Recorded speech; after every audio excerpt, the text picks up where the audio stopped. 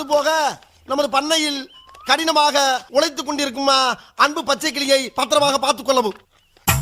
ஏனென்றால் அவன் என் கண்ணுக்குள்ளே திரிகிறான்.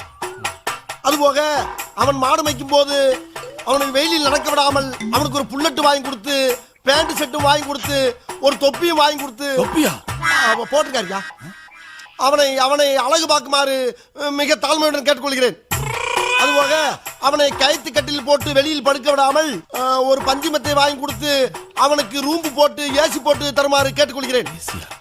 இவ்வளவும் போக ஒரு முக்கிய குறிப்பு, நமது குடும்பத்துக்காக கடினமாக உழைத்துக் கொண்டிருக்கும் அந்த ஒப்பற்ற ஜீவனை நாம் பத்திரமாக பார்த்துக் கொள்ள வேண்டும்.